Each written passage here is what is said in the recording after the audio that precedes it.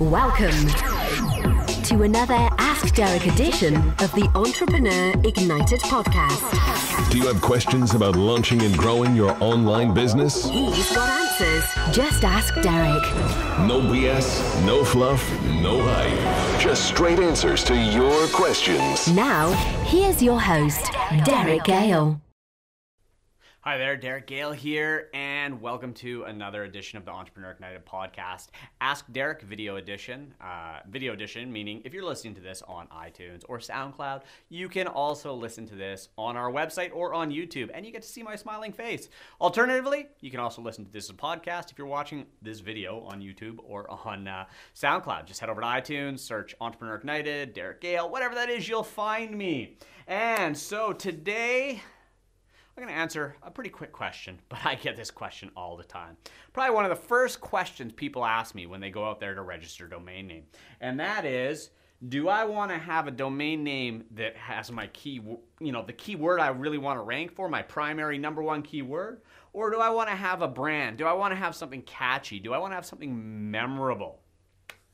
And the answer is, drum roll please, both, if you can, but more than likely that's not going to happen. So let's start with keyword domains and let's talk about those for a minute. So one of the ranking factors Google looks at with their algorithm is keywords in the domain name.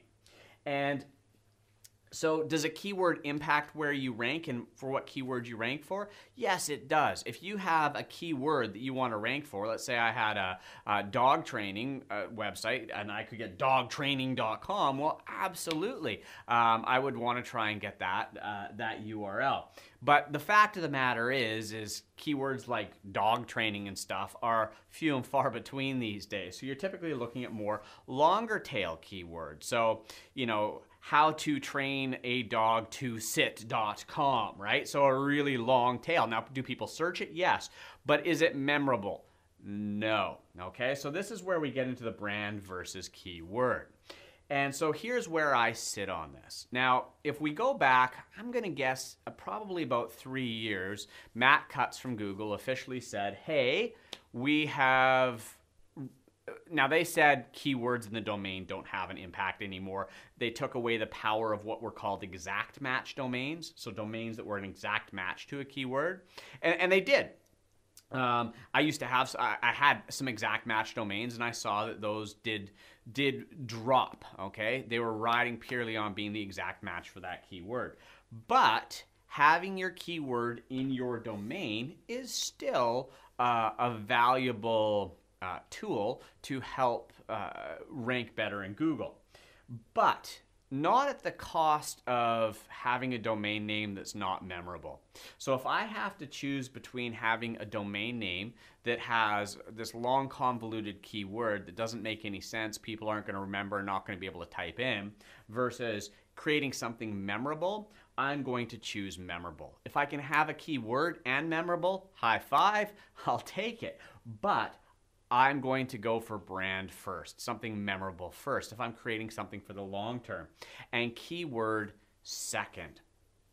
And the fact is again, Google has over 200 different factors they look at in their algorithm.